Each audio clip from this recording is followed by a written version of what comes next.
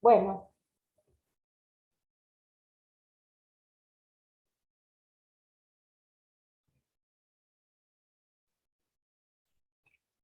entonces, habíamos visto, como les decía recién, los métodos filogenéticos tradicionales que van, o sea, que se basan en dos criterios fundamentales. Uno son los criterios de parsimonia y otros son los criterios probabilísticos. Pero vamos a ver cómo se relaciona esto con el análisis filogeográfico, que como ya habíamos visto, el análisis filogeográfico tiene como objetivo tratar de superponer las genealogías de genes a nivel intraespecífico en general con su distribución geográfica, y de esa manera poder elucidar, poder encontrar las huellas de los procesos históricos o procesos recurrentes o procesos evolutivos en general que moldearon esa distribución particular de la variabilidad genética que en aquellos casos en donde esa distribución no es aleatoria, que es en general la mayoría de las veces, ¿sí? Entonces uno, haciendo esto del mapeo de la variabilidad genética sobre el mapeo geográfico de la distribución de la variabilidad genética, uno puede hacer esas inferencias. Entonces, ¿qué ocurre? Que en un comienzo se empezaron a aplicar los árboles filogenéticos o los métodos filogenéticos tradicionales dentro de la filogeografía. Pero como era a nivel infraespecífico, surgieron varios problemas, ¿sí? ¿Por qué? Bueno, porque el análisis cladístico, como ustedes ya vieron, lo que supone siempre son relaciones dicotómicas, es decir, son relaciones jerárquicas, como vemos en este esquema, en donde se supone que a partir de una especie ancestral surgen dos especies derivadas, ¿sí? La especie 1 sería la especie ancestral que da lugar a dos especies descendientes, y así sucesivamente. Entonces, como vimos, todos los árboles son bifurcantes, en donde uno establece relaciones jerárquicas de grupos hermanos. Pero como ahora en la filogeografía me intereso por establecer esas relaciones filogenéticas, pero por debajo del nivel de especie, acá tenemos el problema en que esas relaciones bifurcantes no son así, no son estrictamente bifurcantes, porque en cada generación los padres se cruzan para dar lugar a una descendencia. Entonces, las relaciones son como lo que vemos acá, en donde esta sería la población ancestral que dio lugar a dos especies A y B, pero dentro de la población ancestral o dentro de cualquier población, las relaciones se dice que son tocogenéticas. ¿Por qué? Bueno, porque los individuos se cruzan, recombinan los cromosomas y dan lugar a las gametas, y en ese entrecruzamiento, bueno, las relaciones no son bifurcantes porque pueden volver a cruzarse y así sucesivamente. Son como relaciones de redes. Esas relaciones se denominan tocogenéticas. Entonces, ¿cómo podemos salvar estos problemas? Bueno, resumiendo lo que les decía recién, eso se da porque a nivel infraespecífico hay reproducción sexual, hay recombinación. En cambio, por encima del nivel de especie se produce una barrera al flujo génico, se da finalmente el aislamiento reproductivo, y entonces eso se empiezan a acumular divergencias de manera independiente, y eso da lugar a relaciones dicotómicas, ¿sí? Esto que vemos en esta diapositiva un poco sintetiza lo que yo les dije antes, es decir, la naturaleza de las relaciones evolutivas por encima y por debajo del nivel de especie son diferentes, las relaciones entre genes de individuos pertenecientes a distintas especies, que sería la filogenia sensu stricto, son jerárquicas, producto del aislamiento reproductivo y la acumulación independiente de divergencias, y las relaciones entre genes de individuos pertenecientes a la misma especie, que son las relaciones tocogenéticas, son no jerárquicas debido a la reproducción sexual de los individuos y a la recombinación. En general, vamos a tratar de explicar un poco más en detalle qué es lo que ocurre por debajo del nivel de especie. En general, en una población, si nos focalizamos en un determinado gen, que lo llamamos A, entonces, de ese gen va a haber muchos individuos dentro de la población que van a tener copias idénticas de ese mismo gen, derivadas de una copia ancestral, que las podemos llamar A. ¿Sí? Esta sería cada una de las copias idénticas de ese gen que están en cada uno de estos individuos, que son estos círculos verdes. Ahora, ¿qué es lo que ocurre? Dentro de una población aparecen mutaciones, y esas mutaciones es muy poco probable que se fijen, o sea, que aparezcan y que luego se fijen en todos los individuos, ¿sí? Sino que va a haber un individuo que tenga ese mutante y el resto va a seguir con esa copia ancestral. También es muy poco probable que la copia ancestral desaparezca, es decir, que van a coexistir la copia ancestral, que es A, y la copia derivada, que es C. Pero también puede aparecer a partir de esa misma copia ancestral A, otras mutaciones, T, por ejemplo. Entonces, acá utilizamos las letras de las 4 bases nucleotídicas porque estamos representando un sitio nucleotídico de ese gen. Entonces quiere decir que dentro de las poblaciones coexiste la copia ancestral, que sería A, y sus copias derivadas. Puede aparecer otra también que es G. Entonces, ¿qué es lo que ocurre? Acá no tenemos como ocurre bajo el supuesto de relaciones jerárquicas, dicotómicas que se dan en las filogenias tradicionales, que el nodo ancestral se extingue y hoy vemos los dos nodos o las dos especies descendientes, sino que coexisten las copias ancestrales de un gen y sus derivados. Y a veces hay más de 2 derivados, ¿sí? Puede haber 3, con lo cual, a partir de un nodo ancestral puede haber no dicotomías, sino politomías. Entonces, los problemas de los métodos filogenéticos tradicionales aplicados a nivel infraespecífico se pueden resumir en 3 básicamente. Los nodos ancestrales no extintos, es decir, genes o haplotipos más antiguos pueden coexistir con genes o haplotipos derivados. Las politomías duras, ¿se acuerdan que habíamos visto que había politomías suaves y politomías duras? Las politomías suaves son las que se dan porque como artificios, que no son verdaderas, sino que hay varios árboles de igual longitud que los resumo en un árbol consenso y me pueden quedar tricotomías, por ejemplo. Pero las politomías duras son verdaderas politomías, es decir, que a partir de una copia ancestral tenemos varias copias derivadas. Entonces, es lo que veíamos antes. A partir de esto, ¿qué es lo que me daría en un árbol? Que a partir de A surgen G, T y C.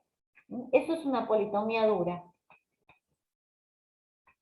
Y la reticulación, que esto, bueno, no lo vemos en el ejemplo anterior, pero era lo que les decía antes. Esa reticulación, ese entramado en forma de red se da porque en cada generación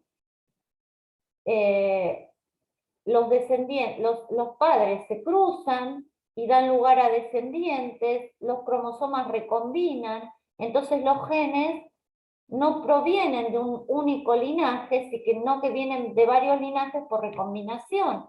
O también a nivel supraespecífico se da, por ejemplo, cuando hay hibridación entre dos especies.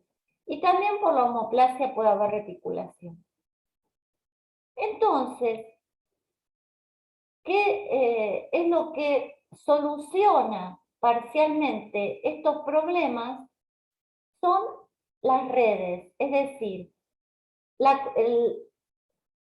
sería un tipo particular de establecimiento de relaciones genealógicas, pero en vez de a partir de árboles bifurcantes tradicionales, lo que se establece son lo que se denominan redes para mostrar las relaciones evolutivas entre esos haplotipos. Y lo que vamos a ver hoy a lo largo de esta clase es cómo se construyen esas redes, que son las que se usan a nivel, se pueden usar a nivel infraespecífico. Se pueden usar, porque no es todo lo que se usa en filogeografía.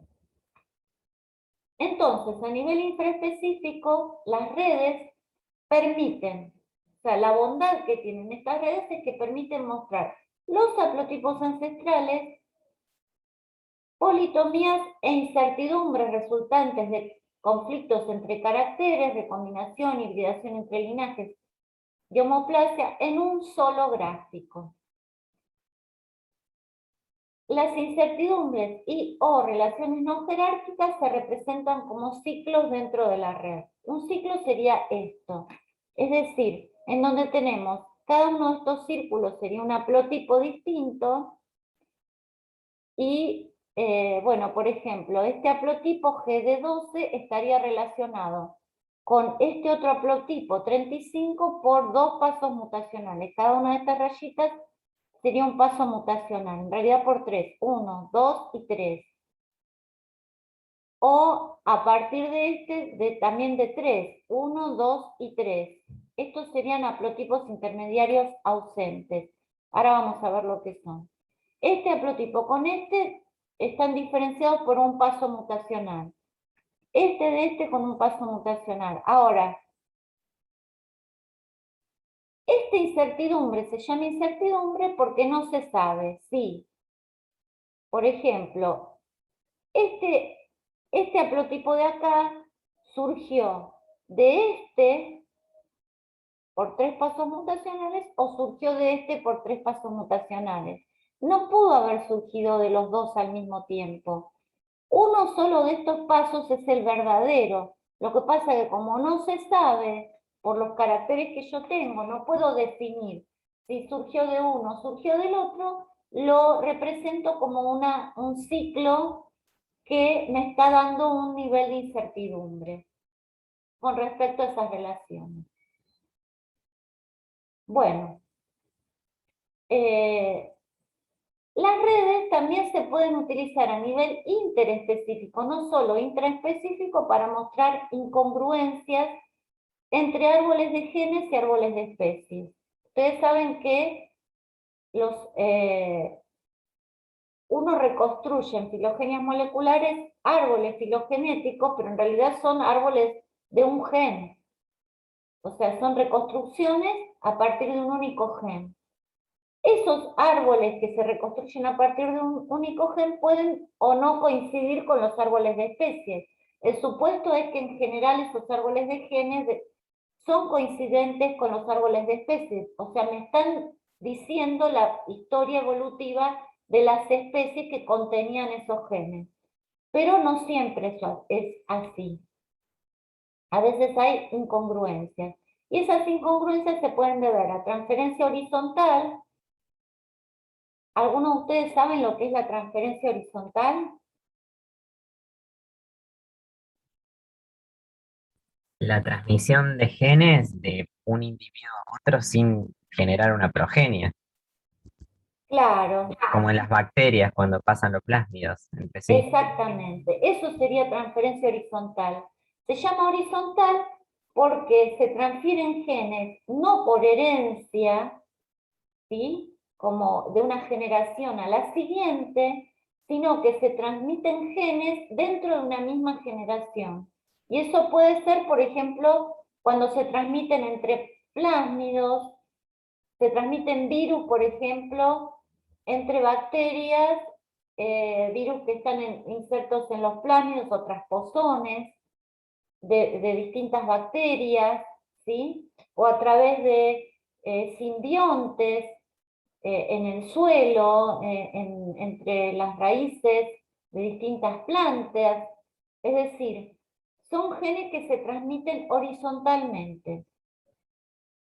También cuando hay hibridación, ahí también hay, se dice que es transferencia horizontal en algunos casos.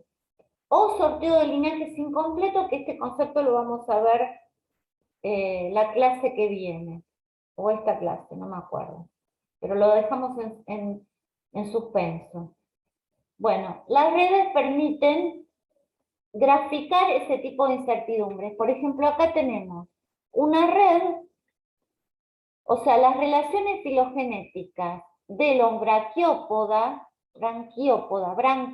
que son estos animalitos, ¿sí? Y sus grupos externos. Esto es una red de 25 especies de branquiópodas, con un gen que es el 18S, que es bastante conservado, usando un tipo de metodología de construcción de redes que lo vamos a ver,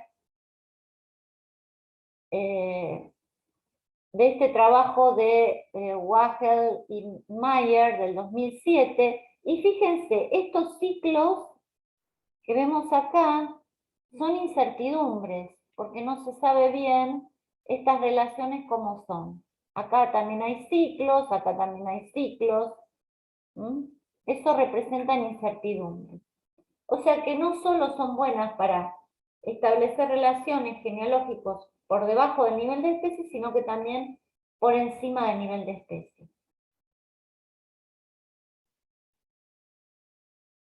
Los árboles resultantes de métodos tradicionales filogenéticos pueden convertirse en redes, que ahora vamos a ver cómo, teniendo en cuenta la topología del árbol y las longitudes de las ramas.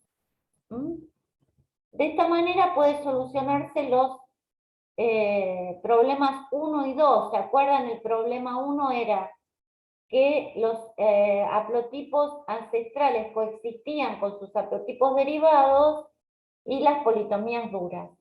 Pero este método no resuelve el tema de las incertidumbres, que las reticulaciones,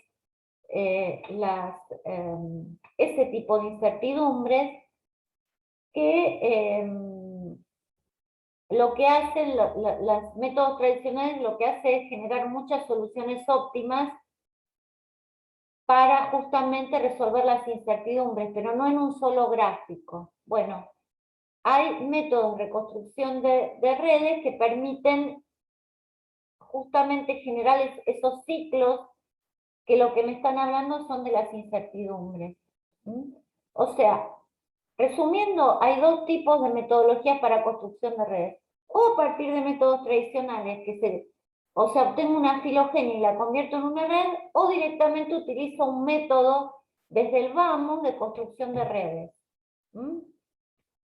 El segundo método permite resolver los tres problemas que habíamos mencionado. Entonces, ahora vamos a ver cómo, a partir de una filogenia tradicional, puedo llegar a una red.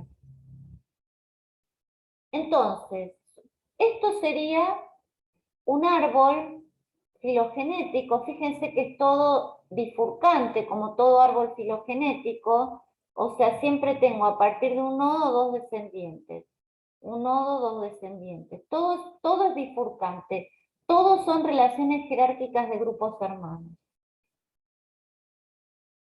Estas rayitas que ven acá son los caracteres. ¿Se acuerdan cómo optimizábamos todos los caracteres en el árbol para poder elegir el más corto? Bueno, acá lo que me estamos mostrando es un árbol con los caracteres optimizados sobre el árbol. que lo represento como una rayita.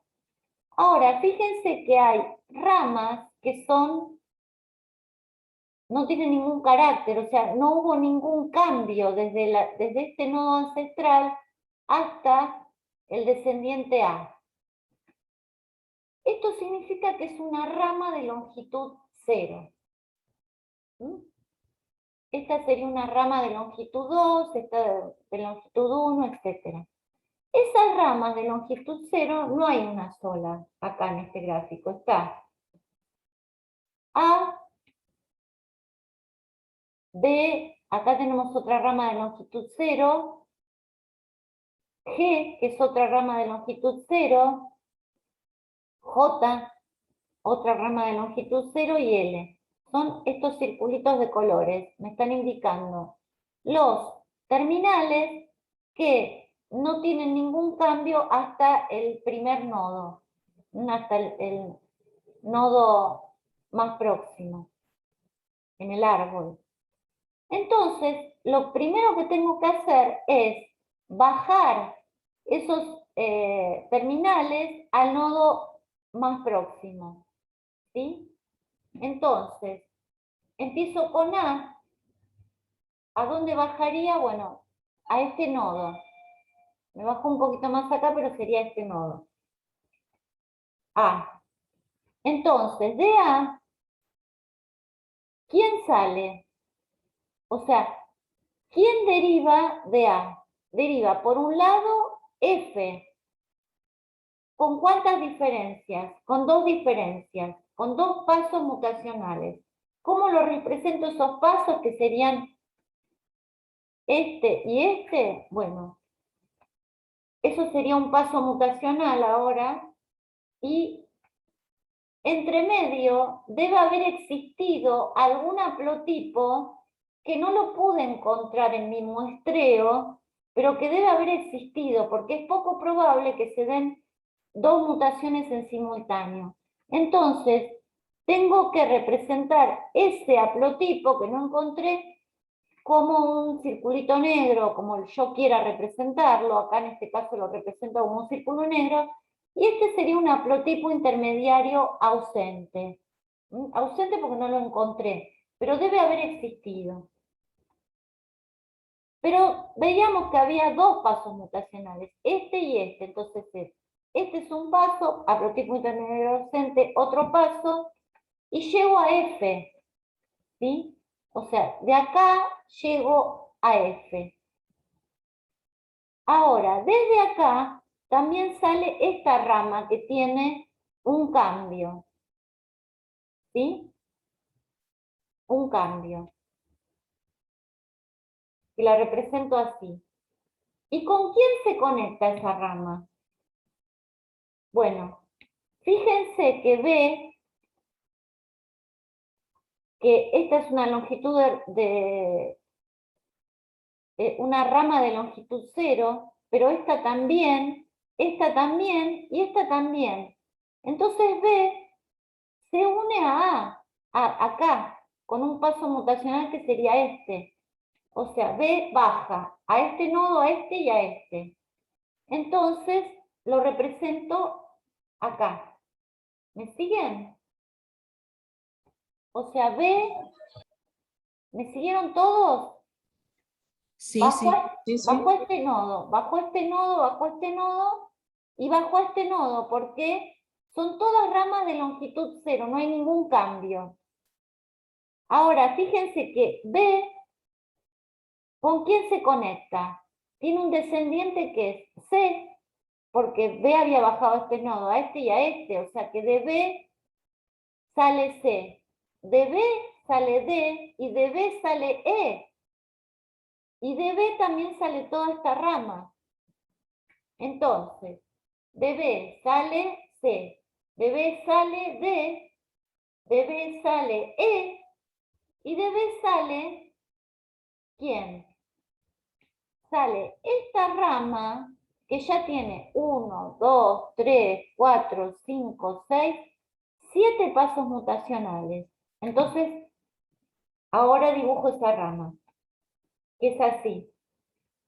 O sea, 1 haplotipo intermediario ausente 2, haplotipo intermediario ausente 3, haplotipo intermediario ausente 4, haplotipo intermediario ausente 5, haplotipo intermediario ausente 6, haplotipo intermediario ausente 7.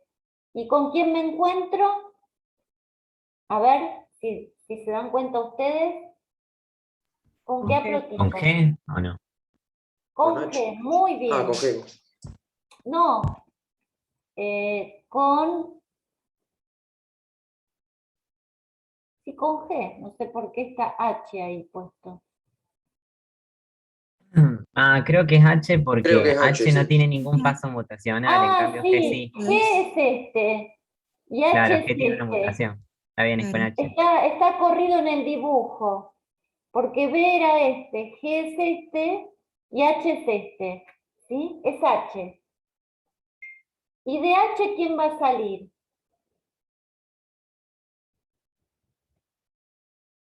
De H Ok, Dale. correcto.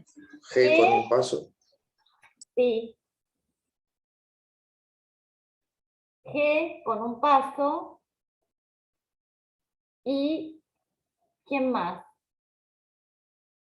Y con 2 pasos, ¿sí? Y también J va ahí, pero Claro. J y K saldría de J. claro, o sea, J y K saldría de J, y después tenemos, ahora 2 pasos, sale L, y de ahí sale M.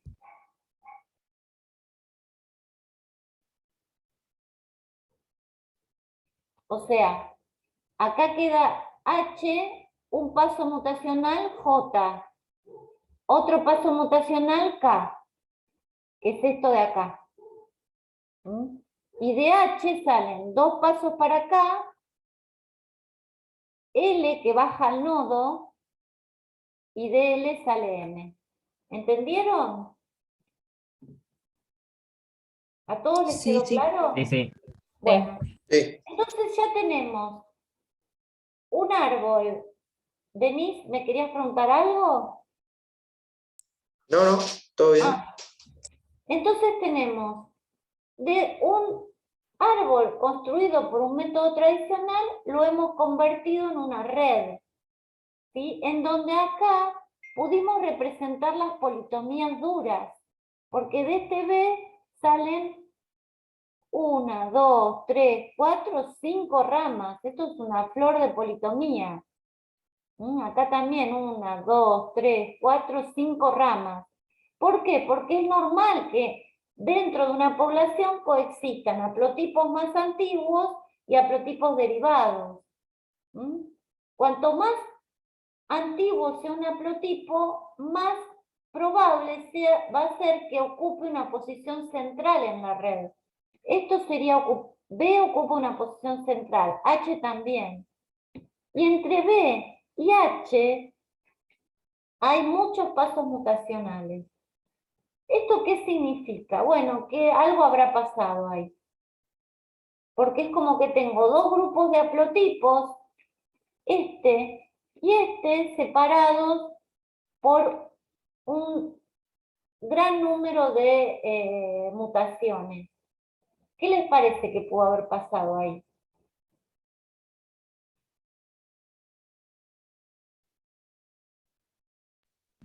¿Una divergencia en la población? Claro, una divergencia entre 2 grupos, entre 2 poblaciones, o sea, aislamiento reproductivo, porque eso en sí es una divergencia. ¿Pero a qué se debe esa divergencia? Bueno, a que debe haber habido una barrera al flujo génico. No sé si llamarlo aislamiento reproductivo porque eso se da después, cuando ya aparecen los mecanismos de aislamiento reproductivo, pero por lo pronto alguna barrera al flujo génico que hizo que se acumularan divergencias de un lado y del otro. Eso después lo vamos a entender mejor. Entonces, podemos ya hablar, darle nombre o definiciones a varias cuestiones que hemos aprendido recién. Esto sería un haplotipo ancestral y derivados que coexisten en la población. Esto es el haplotipo intermediario ausente. Esto es una politomía.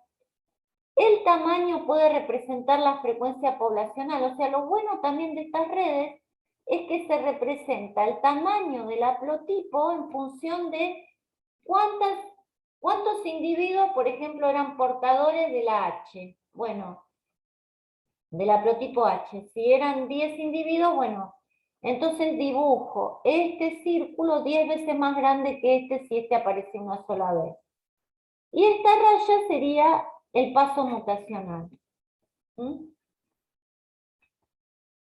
Bueno, esa era la primera metodología de reconstrucción de redes. Ahora vamos a ver las otras que me permiten establecer las incertidumbres. Tenemos varias metodologías, que son Split Decomposition, de Bundle y Rest del año 1992, Minimum Spanning Networks, Median Networks, Median Joining Networks y Statistical Parsimony. Median Networks de Bundle y colaboradores del año 1995, Bundle y colaboradores del 99 y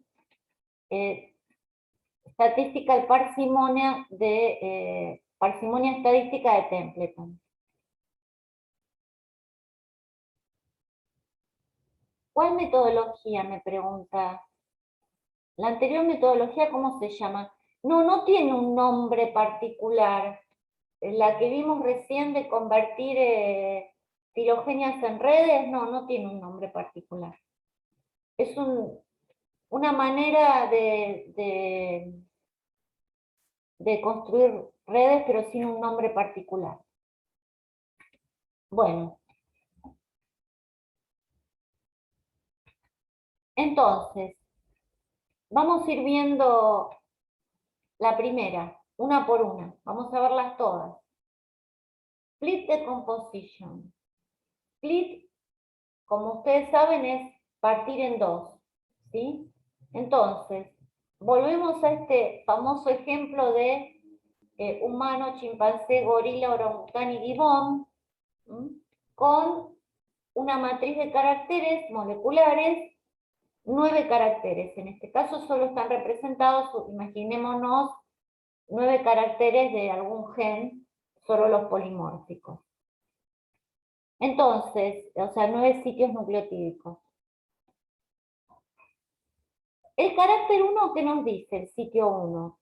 Que orangután y gibón formarían un grupo y el hombre, el chimpancé y el gorila otro. Entonces ya esto lo separo en dos grupitos, este y este. El carácter 1 me está separando en dos grupos. Ahora, el carácter 2 me dice que humano se separa de orangután y gibón. Entonces, el split se daría acá. Humano por un lado y chimpancé y gorila por otro. Entonces, el 2 me separa así. Separo este grupo en 2, por el carácter 2. Ahora viene el 3. El 3 está en conflicto con el 2 y con el 1. ¿Por qué? Porque me dice que gorila en realidad está con orangután y gibón y hombre con chimpancé. Entonces acá ya tenemos una incertidumbre, porque no sabemos quién tiene razón, si el carácter 3 o el carácter 2. Entonces, ¿cómo lo represento eso? Bueno, esto era lo que les decía recién, 2 y 3 son incongruentes, se genera un ciclo. Entonces, ahora lo represento como un ciclo esto, ¿sí? O sea, el 3 sería esto que me separa humano y chimpancé de gorila, orangután y gibón, es decir, humano y chimpancé de gorila, orangután y gibón, por eso me separa esto de la derecha con esto de la izquierda, pero el 2 me está diciendo otra cosa, me está diciendo que gorila va con chimpancé y el humano con orangután y gibón. ¿Sí? Entonces se genera este ciclo. El 4 es congruente con el 3, por lo tanto, vuelvo a poner un paso mutacional allí. El 5 es en realidad como una autoapomorfía, entonces directamente lo que hago es alejo, o sea, hago un linaje hacia el humano con un cambio que es el 5, a partir de este nodo ancestral, intermediario ausente.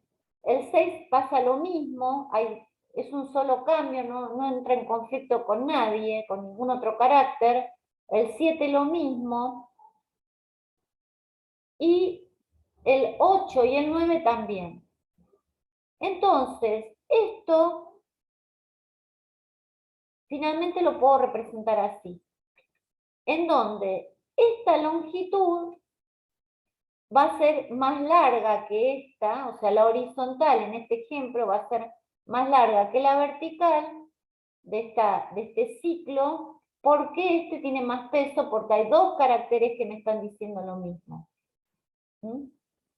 Bueno, y esto es una incertidumbre. Esto está representando la incongruencia que hay entre el carácter 2 y el carácter 3. Y el 4. ¿Sí? Bueno. Resumiendo, Split Decomposition tiene dos pasos principales.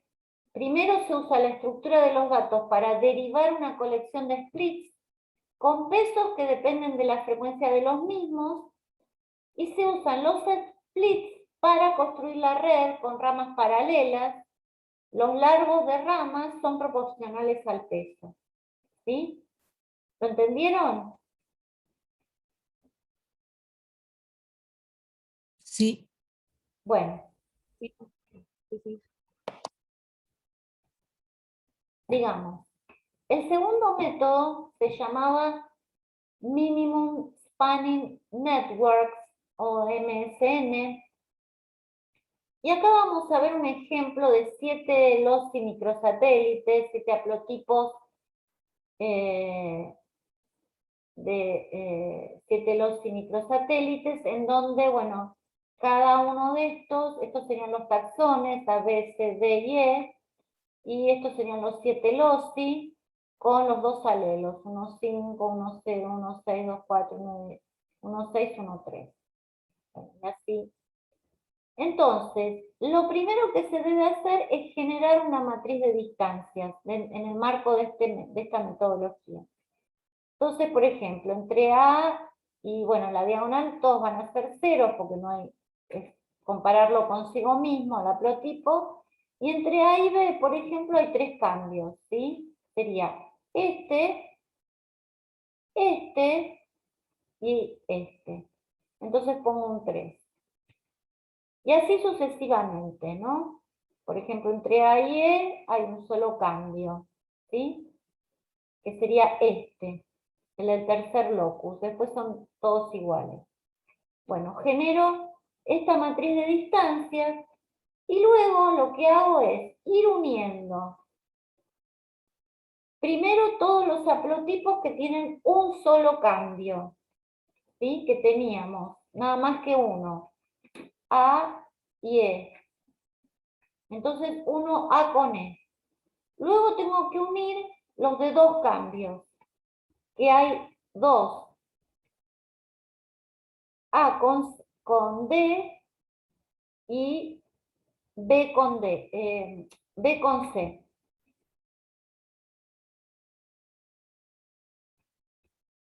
Entonces, uno A con D con 2 cambios y B con C con 2 cambios. Y ahora me quedan nada más los de 3 cambios, ya más no hay.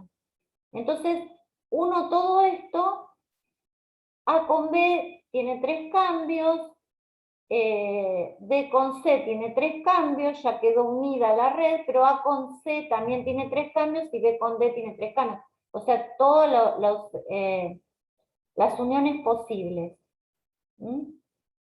En esa matriz de distancia. Entonces me queda formada ya la red. Esa sería la red. Ahora, ¿qué pasa? No representa la red de mínima longitud. O sea, no es una red parsimoniosa, porque si ustedes cuentan, acá hay un montón de pasos. ¿Sí? Ahora vamos a compararla con otro ejemplo,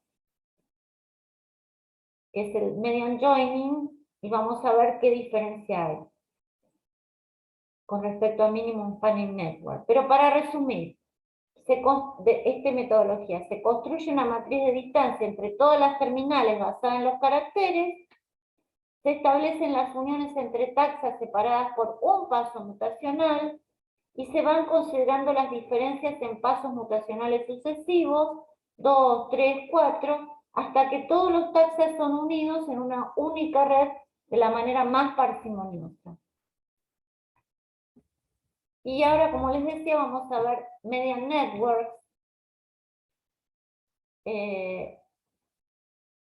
que es otra manera, es el otro método que nos tocaba ver, en donde lo interesante de este método es que podemos disminuir el número de pasos mutacionales. ¿De qué manera? Bueno, buscando ancestros hipotéticos en la red. De esa manera, bueno, voy a obtener redes más eficientes en cuanto a que van a ser más parsimoniosas. Por eso dice, Median Network es un método que permite reconstruir estos nodos ancestrales mientras que garantiza que la red resultante contenga todos los árboles más parsimoniosos. O sea, si uno hiciera una reconstrucción filogenética tradicional, cladística, esta red Median Network va a estar representando, a partir de esos ciclos, todos los árboles más parsimoniosos que obtuve, ¿sí? Porque seguramente si hay incertidumbre voy a obtener más de un árbol. Bueno, todos van a estar representados en esa red. Y vamos a ver cómo se construye. Vamos a ver el mismo ejemplo de matriz básica de datos con 7 locus microsatélites, los mismos de antes, y 5 taxones. Entonces, acá lo que tengo que hacer es formar todos las comparaciones de A3 posibles. O sea, A, B, C, lo voy a comparar, después voy a comparar A con B y con B con C y D, B con D y C con D y o sea, esas son todas las comparaciones de A3. Entonces, ¿para qué quiero comparar de A3? Bueno, por ejemplo, acá tengo lo que se llaman tripletes, estas comparaciones. Por eso dice, analizar todos los tripletes posibles y agregar a la matriz básica de datos lo que se llaman haplotipos medianos nuevos. ¿Por qué se llaman nuevos? Porque no estaban en esta lista de haplotipos. Entonces, por ejemplo, A, B y C, ¿cuál es la mediana de 0? Es 0. La mediana de este segundo carácter es 1, porque está 2 veces 1.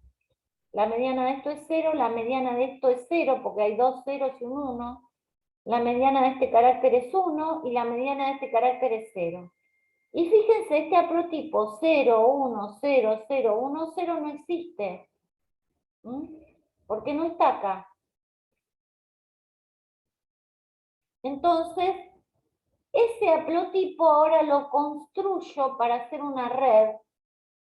Y luego, bueno, hay otro triplete que sería el, a ver, esperen que me fijo en mis machetes. ¿Cuál sería el otro haplotipo que daba?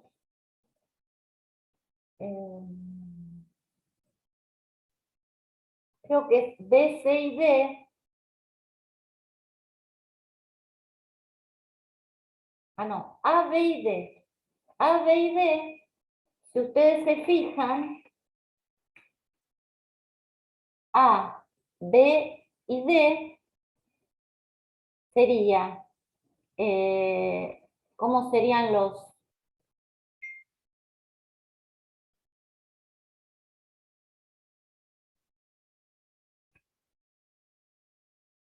A, B y D sería el primer carácter 0, el segundo sería 1, ¿me siguen? 0, 1, 0, 1, 1 es 1, 0, 0, 0 es 0, 0, 0, 0 es 0,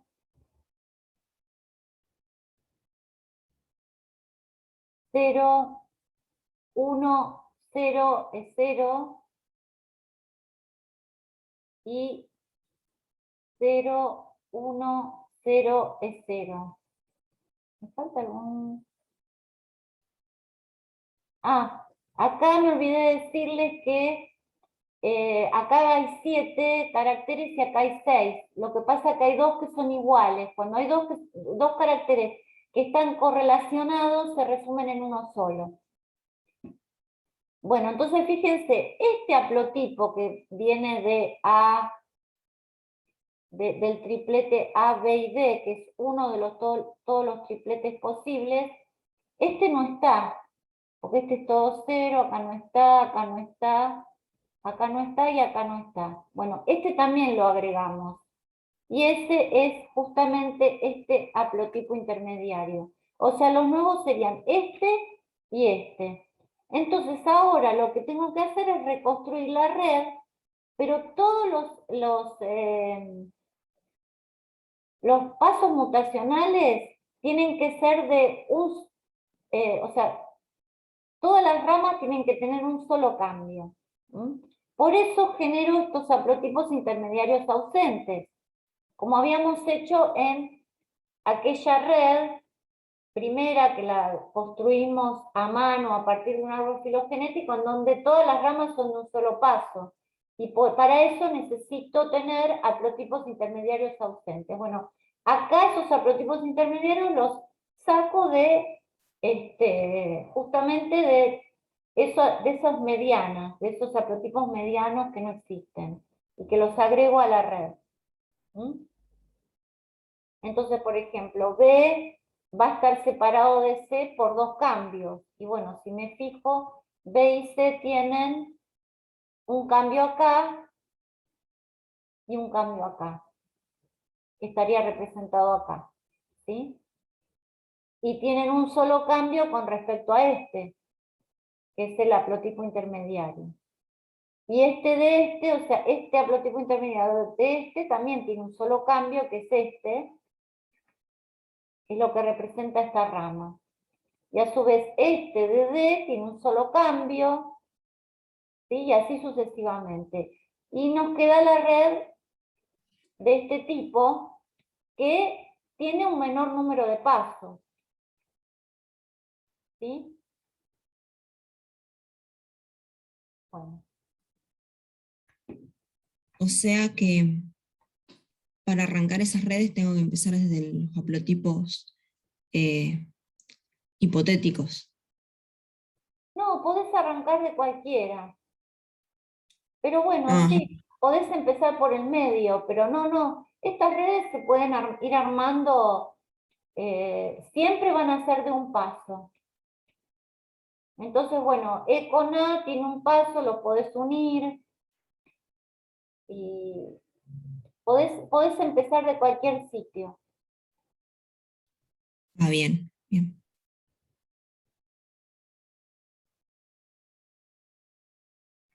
Bueno.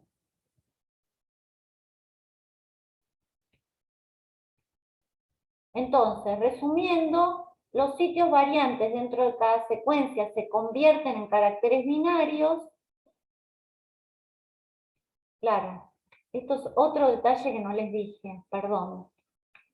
Fíjense que acá teníamos 1, 5, 1, 0, 1, 6, 2, 4, bueno, estos se convierten en ceros y unos, con lo cual, para la contra de este método es que solo podés tener dos variantes para cada carácter.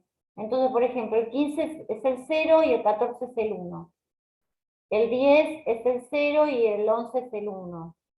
No teniendo eso ninguna connotación con respecto a grupo externo, ni grupo ancestral y grupo derivado, porque estos son redes. Entonces no hay un outgroup. Bueno, entonces primero lo convierto en ceros y unos. Los sitios perfectamente correlacionados entre todos los haplotipos se combinan en un solo carácter, el cual se pesa por el número de sitios resumidos en este. O sea, acá hay dos caracteres que son iguales y se resumieron en uno solo. Por eso pasamos de tener 7 a tener 6. Para cada triplete de haplotipos se calcula un haplotipo medio, que es el consenso de los tres haplotipos, y si es nuevo se agrega al conjunto de haplotipos. Los haplotipos observados más los haplotipos medios se van uniendo a través de una red de un solo paso, y las ramas que representan caracteres de múltiples sitios se pesan diferencialmente. O sea, en este caso que vimos antes, la rama que representaba el sitio que está pesado dos veces, que ahora no me doy cuenta, creo que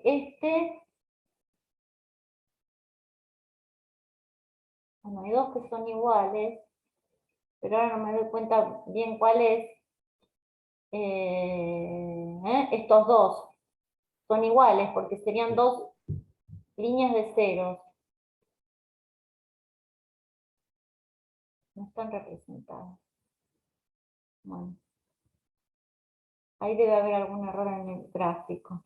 Bueno, pero si son dos líneas iguales, entonces se resumen en una sola. Serían dos caracteres. Bueno, ¿cuáles son las desventajas de esta metodología? Que cuando el número de taxones es grande, mayor a 30, la reticulación puede ser ininteligible, o sea, es una confusión total. Y existen reglas para disminuir ciclos mediante la eliminación de uniones menos probables a posteriori del análisis. Estas reglas se basan en la teoría de la coalescencia, o sea, cuando uno tiene ciclos, supongamos que, bueno, primero voy a explicar esto. Supongamos este ciclo, en donde tenemos este haplotipo que está en el centro de la red, que lo represento más grande porque es más frecuente en la población, pero me quedó este ciclo en donde yo no sé si este rojo, que rojo representa la región A, amarillo representa la región B y verde representa la región C. Es decir, ya estoy hablando en términos filogeográficos, no solo estoy representando sus relaciones genealógicas, sino que los pinté con distintos colores dependiendo de en qué región geográfica los encontré. Entonces, yo no sé si este que está en la región B derivó de A o derivó de este haplotipo, que también está en la región A. ¿Sí? Perdón, si este rojo derivó de este, o si no, lo mismo, este de este o de este. Entonces, no sé si tengo que, esta rama sería la que yo la representé como una incertidumbre, pero no es verdadera, o es esta rama o es esta rama.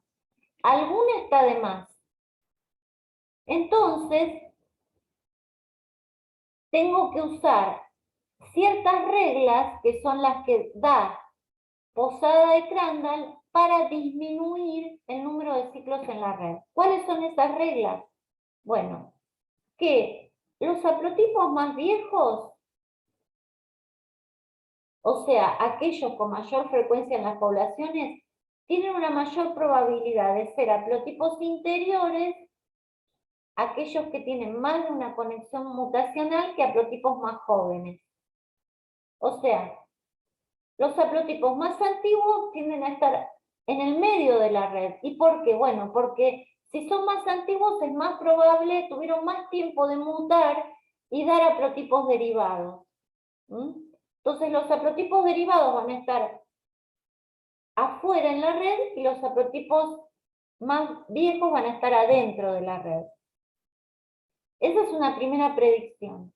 La segunda, que en promedio los haplotipos más viejos van a estar más ampliamente distribuidos geográficamente.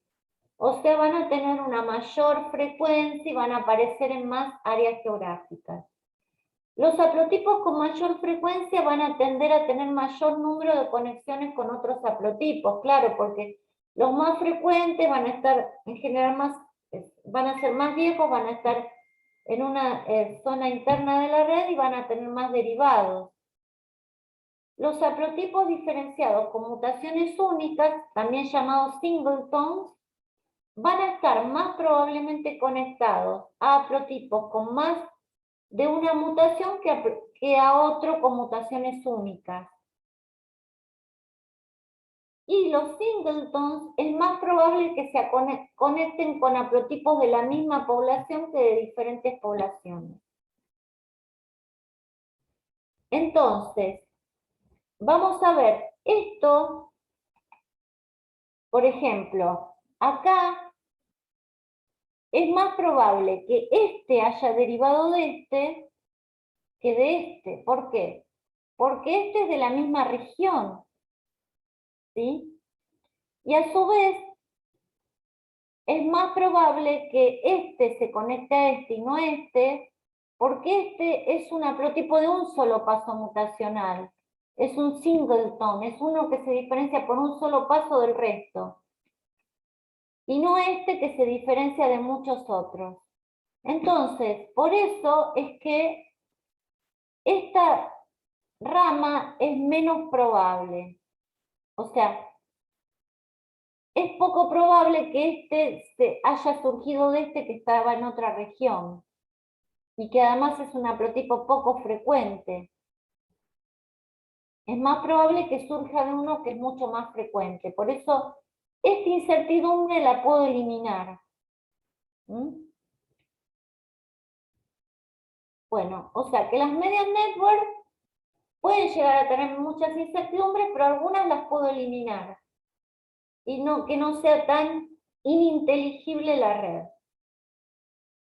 Y bueno, como les decía antes, las ventajas del median network con respecto a minimum spanning network es que disminuye el número de pasos, porque acá, al poder generar esos haplotipos medianos, tengo 6 pasos, 1, 2, 3, 4, 5, 6, mientras que acá tengo 10. ¿Sí? 2 por 5, 10. Bueno. Mn disminuyó el número de pasos.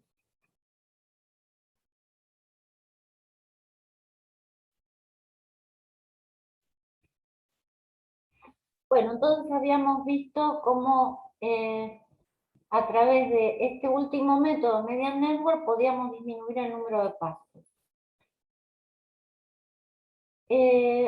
Ahora vemos Median Joining Network, que era el siguiente método basado en el mismo principio que las Median Network, pero con ciertas ventajas. Permite analizar caracteres multiestado y matrices con un gran número de datos, reduce la complejidad de las redes al limitar a priori la incorporación de secuencias consenso menos probables, o sea, elimina muchas secuencias medianas porque las considera menos probables, y solo las secuencias consenso que tengan una alta probabilidad de aparecer como nodos ancestrales en los árboles de máxima parsimonia aparecerán en los de Median Joining Network. No vamos a ver la metodología, pero es el mismo principio básico, solo lo único que quiero que entiendan es que bueno, se reduce la complejidad de las redes, ya no son ininteligibles porque no todas las secuencias consenso se incorporan en la red. Estas secuencias consenso se van agregando a la red de un modo iterativo, de modo de elegir aquellos que minimicen el largo de la red, y el método también garantiza que todos los árboles óptimos o subóptimos de máxima parsimonia estarán representados en una única red. Bueno, es útil para secuencias muy relacionadas sin recombinación. Bueno, y por último nos queda Statistical Parsimony, que es un método que se ha utilizado muchísimo porque de este tipo de construcción de redes es que deriva un método que es el de Nested Clay, que lo vamos a ver muy rápidamente porque no es un método que se siga utilizando hoy en día. Y bueno, ese método que en cierta manera nos permite poner a prueba hipótesis filogeográficas de una manera estadística, pero como tiene varios inconvenientes, el Nested Clay dejó de usarse, pero partía de una red, el análisis que se construye a partir de este método, que es el de Statistical Parsimony, de Templeton. El algoritmo comienza estimando el máximo número de diferencias entre haplotipos que pueden resultar de una única sustitución, y este número se denomina el límite de conexión por parsimonia. Bueno, ¿qué significa esto? Que, ¿se acuerdan cuando veíamos multiple hits? Es decir, cuando vimos modelos de evolución molecular, que habíamos visto que para ciertos genes que tengan una tasa de sustitución muy alta, bueno, se supone que a partir de un tiempo de divergencia ya empieza a saturarse la secuencia, porque empieza a mutar sitios que ya habían mutado desde la divergencia entre esos dos grupos. Bueno, en este caso, la parsimonia estadística lo que hace es determinar cuál es el máximo número de sustituciones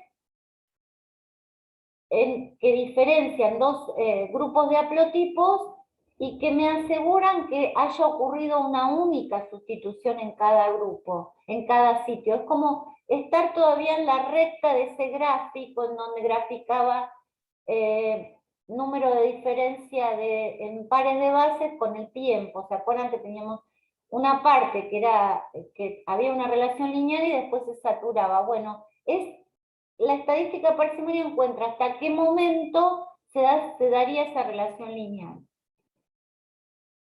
Y luego que establezco esto, en primer lugar se conectan haplotipos que difieren en un cambio, luego aquellos que difieren en dos, en tres y así sucesivamente, y esto se repite hasta que se alcanza el límite de parsimonia, es decir, no se llegan a agrupar todos los haplotipos que uno tiene en la red, sino que aquellos que están por debajo de esa diferenciación máxima que establece la metodología. Ahora, todo esto se los leo, pero después lo vamos a ver con un ejemplo. Los haplotipos se unen a todas las conexiones posibles, generando intermediarios ausentes cuando la distancia es mayor a 1. Pueden usarse intermediarios ya generados en conexiones anteriores, o sea, para puedo unir a un intermediario que ya estaba. Y se debe chequear en cada paso que las distancias entre todos los haplotipos se conserven con cada nueva conexión. Todo esto lo vamos a ver. Como les decía antes, el conjunto de haplotipos puede formar más de una red cuando alguna conexión supere el límite de parsimonia. Entonces, vamos a ver todo esto que les dije recién, estos pasos, con un ejemplo. Tenemos estas 4 secuencias que son las mismas del ejemplo que les había mostrado al comienzo de la clase, en donde veíamos un ciclo. Y estas son las secuencias.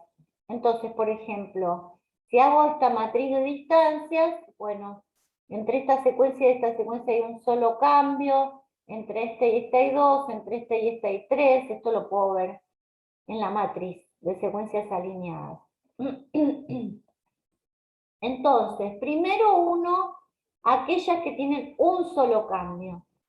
Entonces, uno, por ejemplo, NLSW35 con AET y 201, que es esta.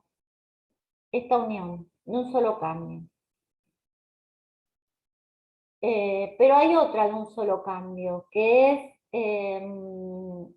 NR202 con AET1-201. O sea, puedo ahora unir también este con este. ¿Sí?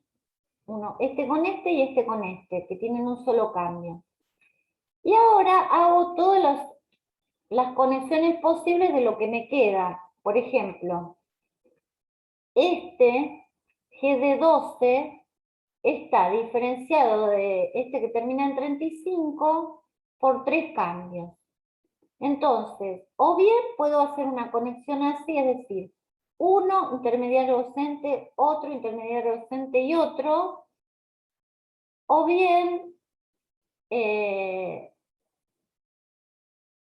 pero ¿qué pasa? Si hago esta unión nada más, después tengo que también unir este, ¿sí? El NR202, que se diferencia de GD12 por 3 cambios.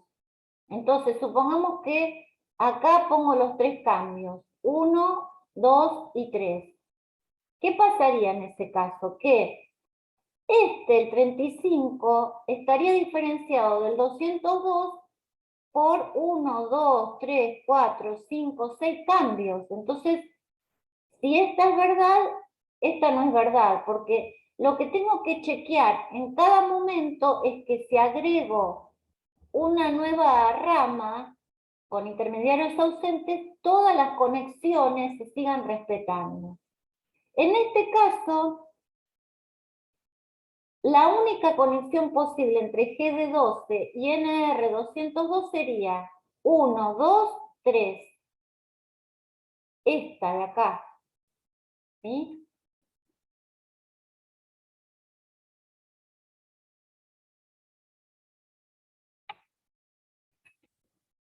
Esta de acá. 1, 2 y 3. Porque esta, que también serían 3, implicaría que, a ver, 1, 2, 3, 4, 4 cambios habría entre este y este. 202 y NR35 hay 2 cambios, no 4. Entonces, esta no va. O sea, permanentemente tengo que chequear cuando agrego un intermediario ausente que todas las relaciones se sigan respetando. Por ejemplo, con esta,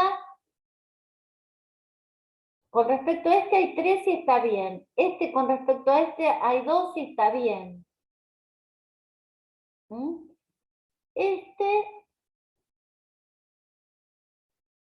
Por ejemplo, AET201 con respecto a este habría 1, 2, 3, 4. Y a ver si se corresponde. Sí, porque con respecto a este hay 4 cambios y son los que vemos acá. 1, 2,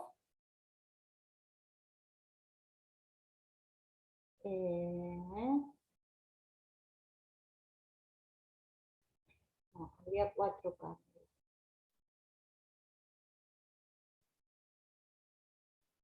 Bueno, acá me falló el motor. 1, 2, 3, 4. Está bien, era este con respecto a este.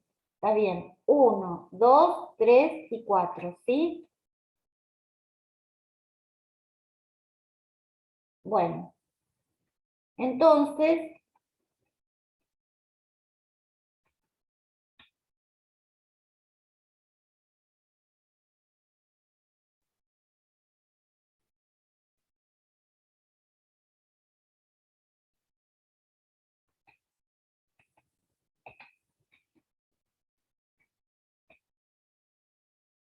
esto me queda así. O sea, permanentemente tengo que agregar haplotipos intermediarios ausentes y cotejar que todos los caminos posibles respeten las distancias de esa matriz. Hay distintos, bueno, ya hemos terminado con los métodos, con los distintos métodos, vimos así como un pantallazo de en qué se basan, pero obviamente que ustedes no van a hacer redes a mano, sino que se hacen con programas. Estos programas son, por ejemplo, el Split Tree, utiliza Split Decomposition, el Network, puede hacer el MSN, el MN o el MJN, o sea, Minimum Spanning Trees, Median Network o Median Joining Network. El TCS hace parsimonia estadística y el PopArt, que es uno de los que más se usa hoy en día, aplica todos estos algoritmos, ¿sí? MJN, MSN, parsimonia y parsimonia estadística. Bueno, y vamos a ver un ejemplo de un mismo set de datos con tres métodos distintos. Por ejemplo, este set de datos que fue inferido, o sea, set de datos es de secuencias de ADN mitocondrial de humanos, de personas de Oceanía. Esta red en este caso fue inferida utilizando el algoritmo de MSN, Minimum Spanning Trees, en donde los circulitos se corresponden a muestras tomadas de Oceanía cercana, los verdes, y de Oceanía remota o lejana son las tonalidades azules, ¿sí? O sea, tonalidades verdes es Oceanía cercana y azules remota. Acá vemos una cierta estructuración, porque las verdes aparecen de un lado y las azules del otro, o sea, hay una cierta estructuración geográfica. Pero fíjense lo que es esta red, es algo ininteligible, solo podemos ver una cierta separación en áreas geográficas. Acá vemos el otro método con los mismos datos, Median Joining Networks, ¿sí? Lo mismo, Oceanía remota y Oceanía cercana, con los mismos colores, también vemos cierta estructuración, y acá es la metodología de la parsimonia estadística. Vemos que las redes son algo diferentes, pero en general muestran a los verdes agrupados por un lado y a los azules por otro. O sea, se ve una estructuración geográfica. Bueno, acá está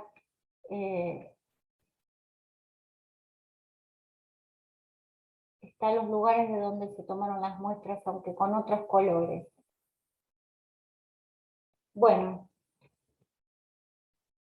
y ahora nos vamos a meter de lleno. Ya vimos todos los métodos de reconstrucción de genealogías, vimos los métodos filogenéticos tradicionales y vimos las redes.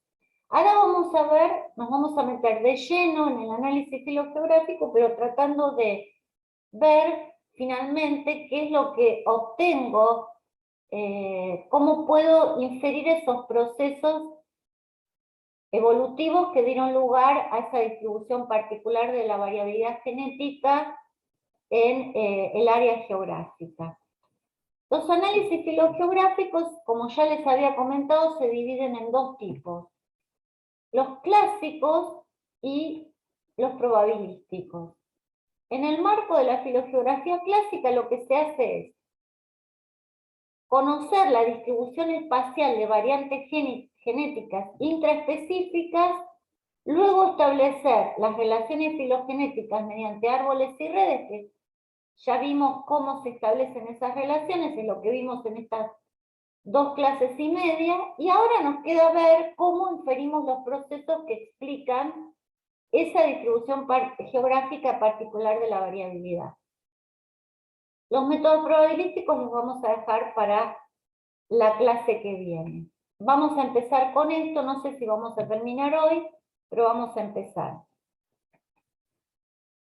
Habíamos visto entonces que el objetivo principal de la filogeografía era tratar de discernir entre los procesos recurrentes o históricos que dieron lugar a la distribución de la variabilidad genética de una especie.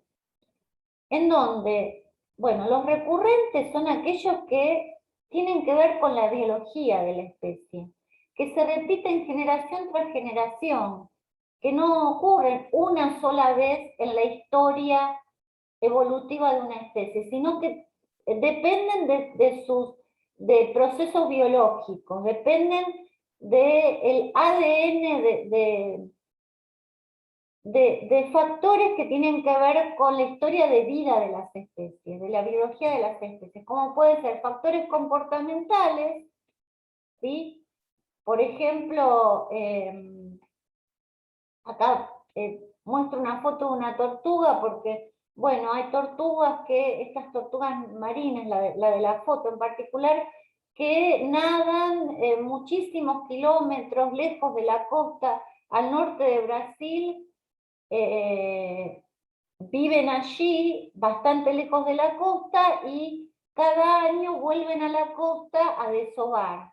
¿Sí? Bueno, comportamiento particular en donde desovan en un determinado lugar, se aparean en otro, bueno, eso hace que las poblaciones tengan una estructura particular y eso va a dejar su huella en el ADN, pero son factores intrínsecos a la biología de la especie. La capacidad de dispersión, porque no es lo mismo una especie que dispersa mucho, que tiene mucha vagilidad, en donde es probable que no haya mucha estructuración geográfica, sino que haya una distribución casi aleatoria de la variabilidad genética, que especies en donde tienen baja vagilidad, hay poca distancia entre el nacimiento de los padres y de los hijos, a eso se refiere la vagilidad, con lo cual es muy probable que se dé un patrón, por ejemplo, de aislamiento por distancia. Y eso se puede ver en los análisis filogeográficos. Y bueno, otra cuestión son las adaptaciones locales al medio ambiente, pero cuando eso da lugar a estructuración, pero ¿para qué? Para uno o unos pocos marcadores ligados al blanco de la selección. Entonces no son los que más importan al análisis filogeográfico. Y los procesos históricos son los que ocurren una sola vez en la historia de la especie, como por ejemplo las 4 grandes glaciaciones del Pleistoceno, que acá vemos representadas, estos 4 periodos glaciales que se dieron hace, bueno, hace 10.000, 20.000 años, que empezamos por el último periodo interglacial, pero bueno, todo esto son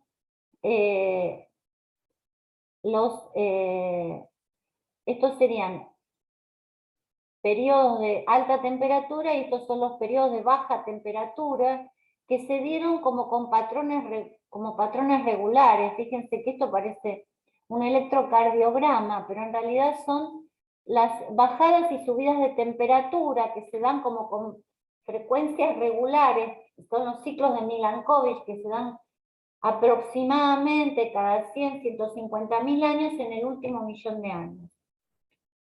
Bueno, eso provocó que las especies migraran a zonas a refugios donde las condiciones climáticas le eran menos adversas y poblaciones de una misma especie quedaron separadas. Eso dejó su huella en el ADN. O, por ejemplo, el levantamiento de la cordillera de los Andes, que provocó también u otros procesos geológicos que provocó que poblaciones de una misma especie queden, por ejemplo, separadas entre valles montañosos o queden bajo distintas condiciones climáticas, lo cual también hace que exista limitación en el flujo génico, que vayan dirigiendo las poblaciones y que sea menos probable que se entrecrucen entre ellas. Bueno, esto es un poco lo que les expliqué recién. Los estudios filogeográficos, tanto clásicos como probabilísticos, o sea, tanto el método que estamos viendo de filogeografía clásica como el probabilístico, se basan en supuestos aportados por la teoría de la coalescencia. Entonces vamos a empezar a ver qué es esto de la teoría de la coalescencia. La teoría de la coalescencia lo que dice es que todos los alelos de un gen en una generación derivan o coalescen hacia un único alelo ancestral. Es decir, todos los haplotipos que veo, mitocondriales, que veíamos en esa diapositiva hace un rato, bueno, todos derivan de un haplotipo ancestral.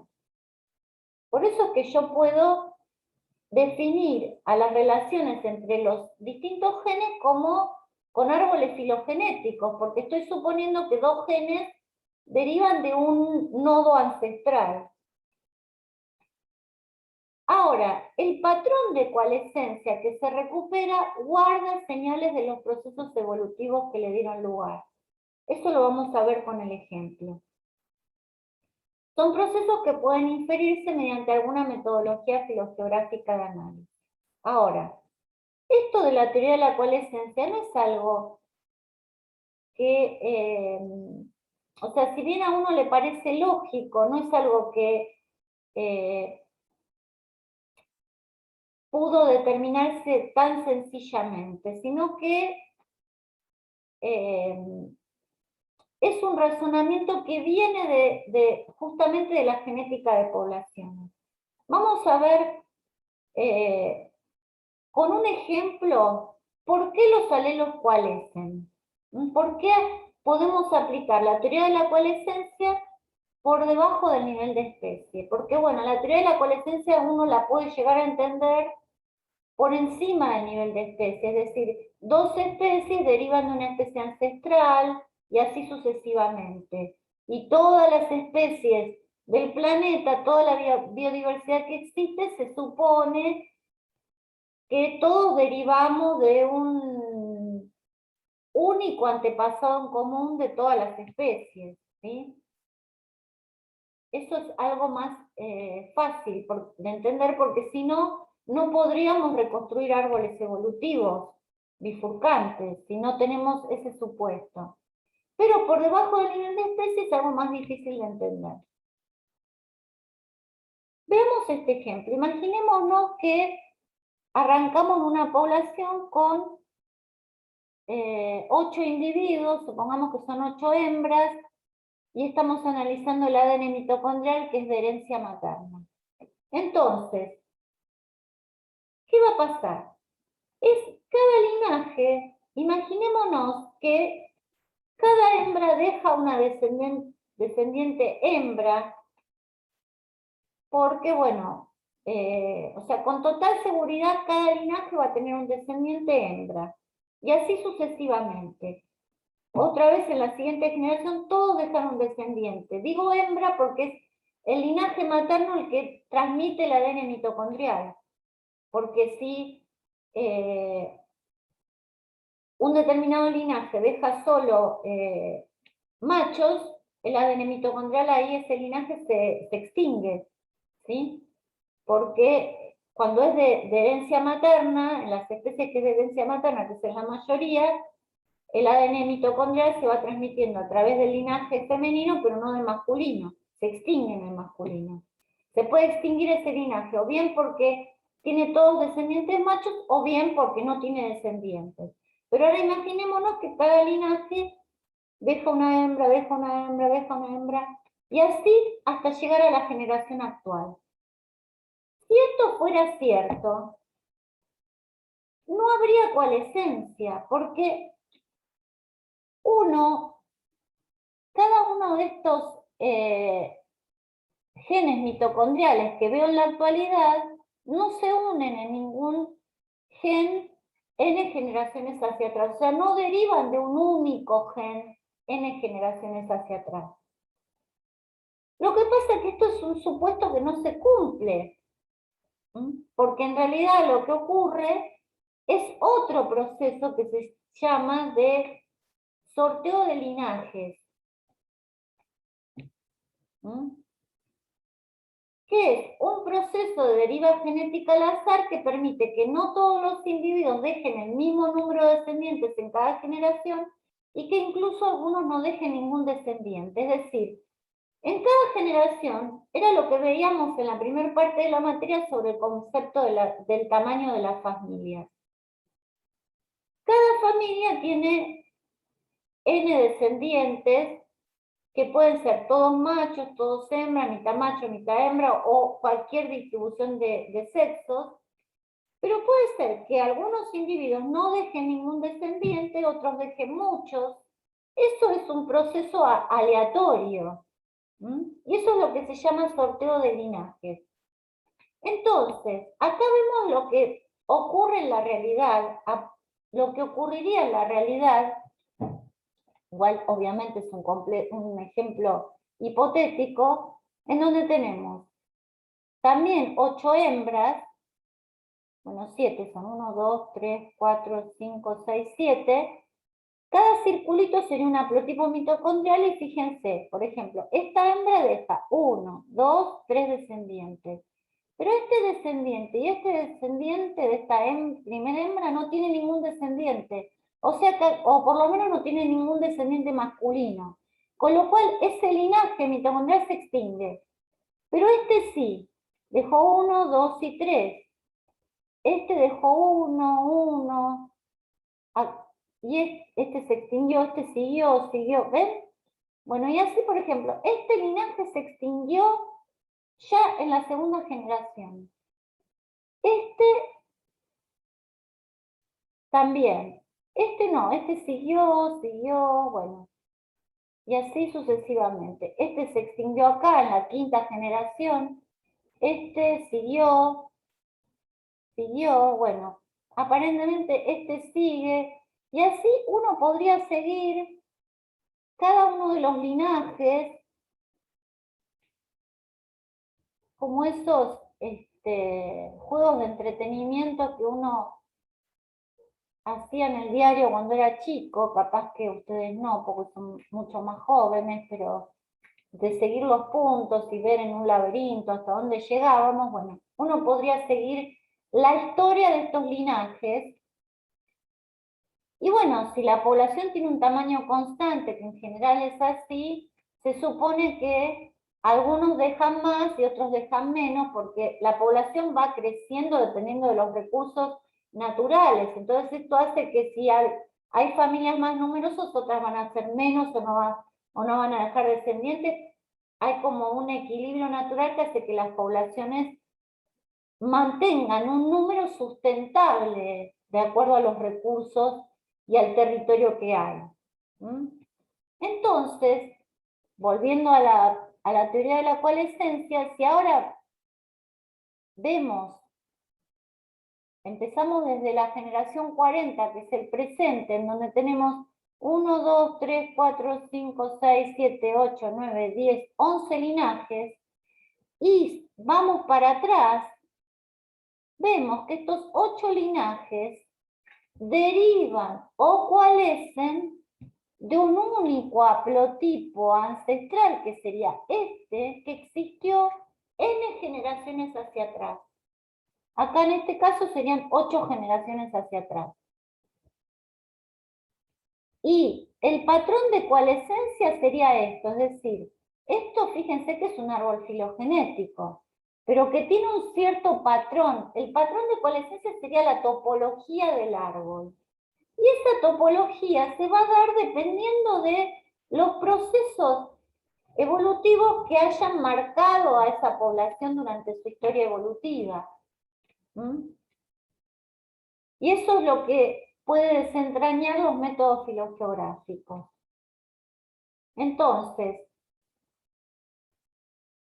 la teoría de la coalescencia es la reconstrucción de la historia genealógica de una muestra de secuencias hasta el ancestro común más reciente. Es decir, esta reconstrucción filogenética hasta este antepasado común más reciente de todas estas secuencias, porque en realidad, si uno sigue para atrás, ¿sí? Esto también es un antepasado de todas estas secuencias, pero no es el más reciente está acá. ¿Entendieron? Tengo una duda. Sí, Este, digamos, primero vimos como que un ejemplo de 10 hembras y que cada una dio lugar a 10 haplotipos. sí, Y en este caso vimos que había también, ponele, 10 hembras y una sola fue la que dio origen a los 10 haplotipos que vemos en la actualidad. sí. ¿No puede pasar que quizás no sea una la que dio origen a lo que vemos en la actualidad, sino que sean dos o tres? O sea, quizás que no sean las 10, pero... O, o No, lo más probable siempre es de que... dependiendo, si fueran dos o tres, en realidad esas dos o tres, a su vez, si te vas más atrás en la historia, finalmente van a coalescer en una sola. Claro, claro, claro. En algún Entiendo. punto, o sea, ¿cuándo coalescen a una sola? Depende de cuán grande es la población, porque a veces la población es muy grande, y entonces, ¿qué pasa? Si la población es muy grande que puede soportar muchos individuos, es altamente probable que todos los linajes dejen descendientes. Y si todos dejan descendientes, es un poco lo que pasaba acá. No hay coalescencia. Tarda más, tenés que viajar más hacia atrás en el tiempo para encontrar el antepasado en común de todas esas secuencias que estás analizando ahora. Claro, claro, claro. Porque acá coalescen muy rápido, ¿por qué? Porque todos los linajes enseguida se extinguieron y quedó uno solo, que fue el exitoso que llegó hasta hoy en día.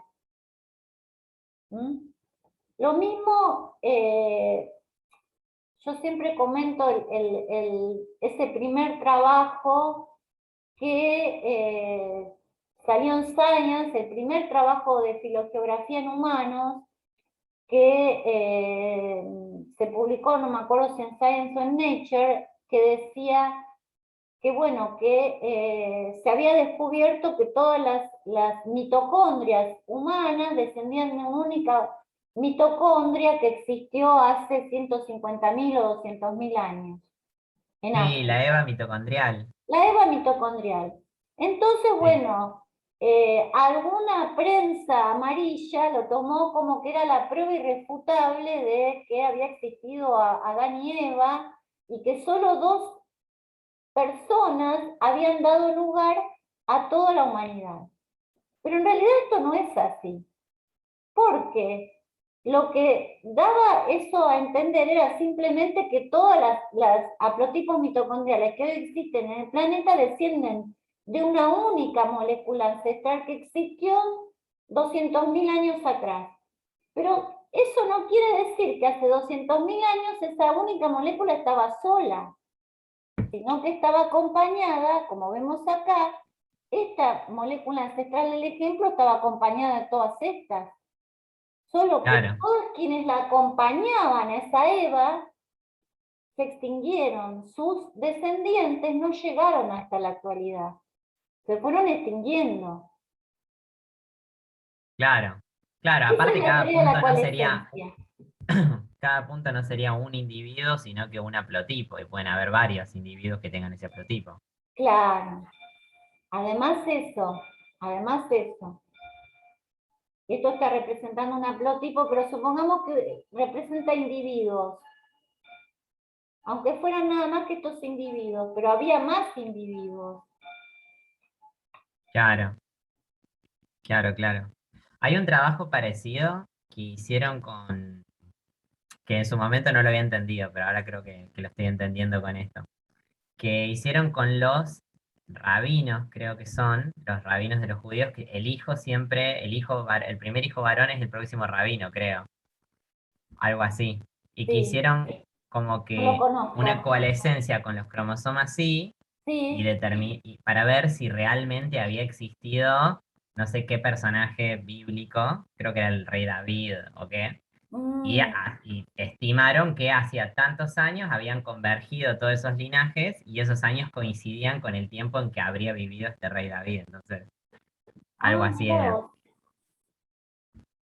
Entonces como que se revelaba que sí, que sí era real.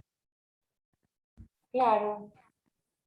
Bueno, pero eso también depende de algunos factores, porque eh, si alguno de esos linajes, el hijo no era el verdadero hijo del padre, bueno, Claro, sí, ahí te interrumpe todo. Sí, sí. claro, Tienen que ser la familias muy mezcla conservadoras. entre distintos grupos étnicos, porque alguno no era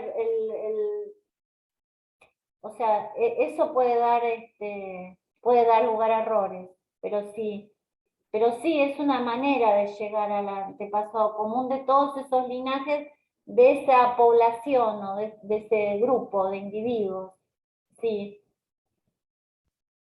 Claro. Bueno,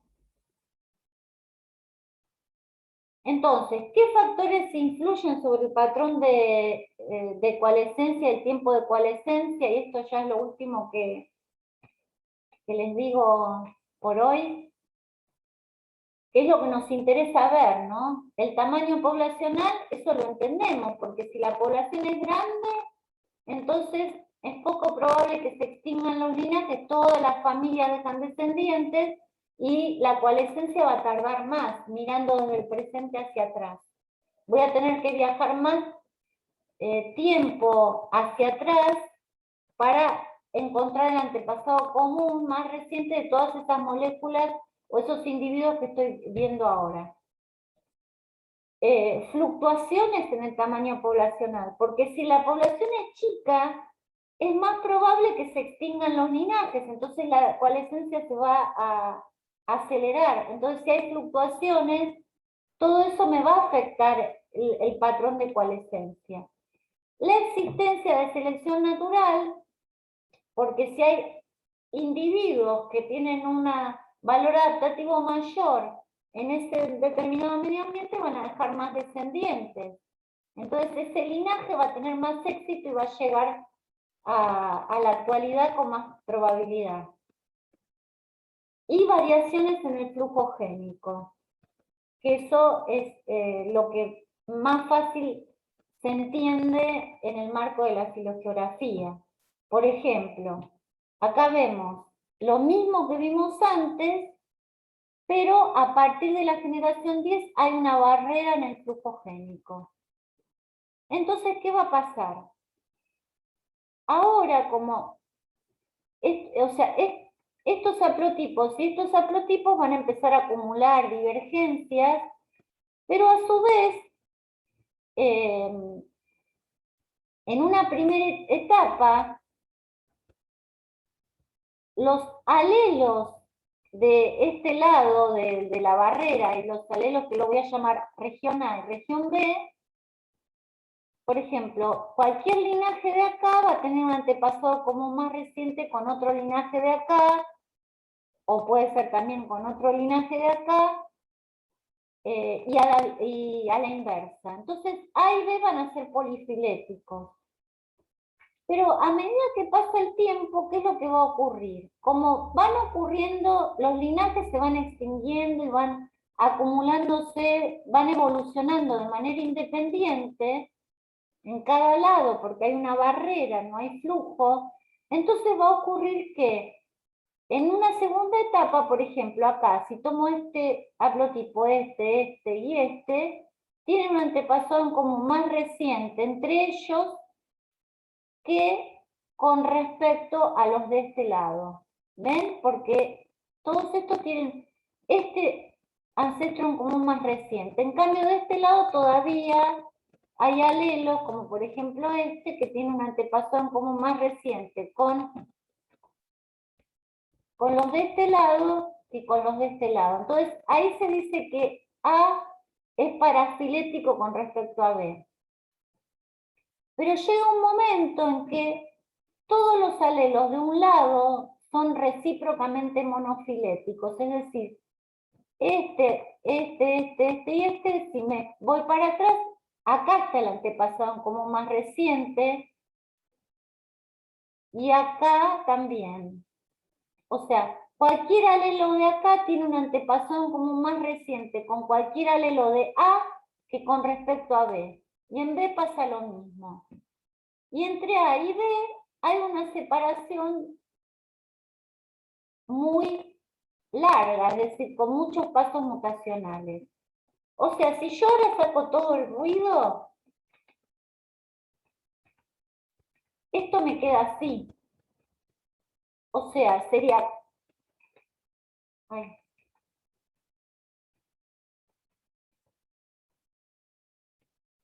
Sería, esto es un grupo monofilético, esto es un grupo monofilético separado por una rama muy larga, con un gran número de mutaciones.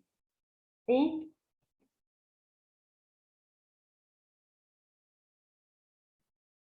Entonces, A y B son recíprocamente monofiléticos. Esto lo que significa es que todos los alelos de A tienen un ancestro en común más cercano que con cualquiera de los alelos de B y viceversa. A y B son parafiléticos, todos los alelos de una de las poblaciones forman un grupo monofilético y los de la otra población son basales con respecto a este. Ese sería el estado intermedio. Y A y B son polifiléticos, es lo que ocurre al comienzo. Algunos alelos de A, pero no todos, tienen un ancestro en común más cercano con B que con los de su propia población. Ahí sería el estado de polifilia. ¿Sí? Entonces, acá vemos cómo una interrupción en la barrera del flujo génico deja su huella en el patrón, en el árbol filogenético, porque esto cambia la topología del árbol. Esto, convertido en una red, es lo que vemos acá, es decir, un grupo de haplotipos recíprocamente monofiléticos de un lado y del otro, que los separa una rama muy larga. Una rama muy larga que sería esta rama, con un gran número de mutaciones. Esa rama lo que me está diciendo es que me está marcando la barrera al flujo génico. Y es lo que Avis en el año 2000, en su libro famoso sobre filogeografía, famoso dentro de los biólogos evolutivos, llama el gap filogenético. Un gap filogenético, y el origen es la barrera en el flujo génico.